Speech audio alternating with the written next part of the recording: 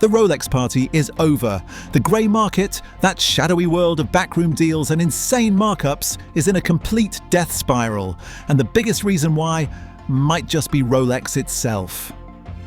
By the end of this video, you'll understand exactly how the bubble burst, who's getting wiped out, and what Rolex did to deliberately crash the party. If you want the real story on luxury goods, subscribe to Opulent Oasis, like this video, and hit the bell so you never miss an update. Just a couple of years ago, in early 2022, the watch world had lost its mind. Basic steel Rolex sport models with a $10,000 retail price were trading for double or even triple that on the grey market. The grey market, for anyone new here, is the network of dealers selling authentic watches outside of the official authorized channels. It's perfectly legal, but it became a casino. Then the bottom fell out. The bubble was fueled by a perfect storm. Government stimulus programs flooded households with cash. Lockdowns meant nobody was spending on travel or restaurants, so that money went into luxury goods. Add in a new generation of investors, rich off crypto and meme stocks, who wanted to park their cash in tangible assets. This speculative demand was amplified by a social media hype machine, turning watches into trophies of financial success. At its peak, a steel Daytona was selling for a premium of around $34,000 over its retail price. A GMT Master II Pepsi commanded nearly a $19,000 premium. This wasn't just a dip, it was a bloodbath. The watch chart's Rolex Market Index collapsed by 31% from its 2022 high. Average Rolex secondary prices sank to 4-year lows, erasing all the gains made since January 2021. The steel Daytona, the poster child of the bubble, plummeted from market peaks approaching $50,000 to around $32,000. The popular Submariner Hulk dropped from around $30,000 to the $19,000 range. The market systematically punished the models that were most over-leveraged by hype. So who killed the golden goose? The easy answer is the economy. The era of free money ended as central banks raised interest rates to fight inflation. The crypto market collapsed, and many of these new buyers were forced to liquidate their watches to cover losses. But that's only half the story. While the market was bleeding out, Rolex didn't just stand by and watch.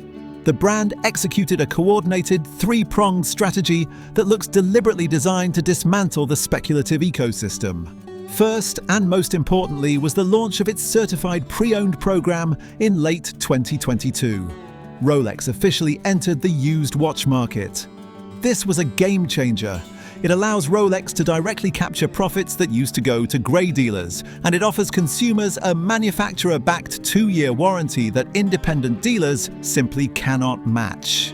It's a genius, brutal move that attacks the grey market's business model. Second, Rolex signaled a clear intent to increase production. The company announced the construction of a new $1 billion manufacturing facility. This directly challenges the core narrative of perpetual scarcity that the grey market was built on.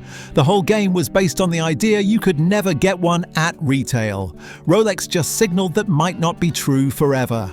Third, and perhaps most surgically, was the margin squeeze. As grey market prices were falling, Rolex continued its strategy of annual retail price increases. This systematically destroyed the profit margin for flippers, the people who buy at retail just to immediately resell. A watch that once offered a $15,000 instant profit might now only offer $5,000. For many, that's no longer worth the risk or the hassle. Rolex effectively cut off the grey market's primary supply line. This wasn't a market crash Rolex simply endured. It was a controlled demolition they orchestrated. This has created a new reality with clear winners and losers. For grey market dealers and flippers, it is an existential crisis. Many who bought inventory at peak prices are now sitting on depreciating assets. They're caught between falling resale values and Rolex's rising retail prices. Their business model based on hype and easy profits has been rendered obsolete. But for genuine watch enthusiasts, this is a return to sanity. The ridiculous premiums have been significantly reduced.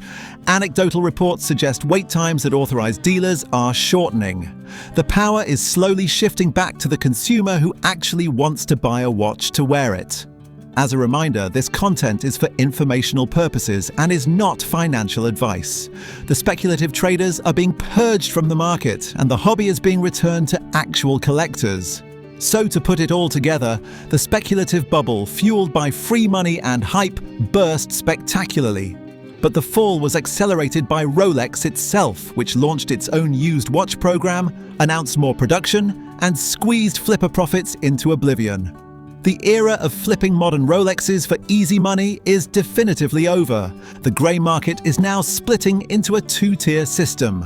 Rolex's official certified pre-owned program with high prices and guarantees versus independent dealers offering better prices but more risk. So my question to you is, for your next watch, would you pay the roughly 30% premium for the official Rolex CPO stamp, or would you take the savings and buy from a trusted independent dealer? Let me know in the comments.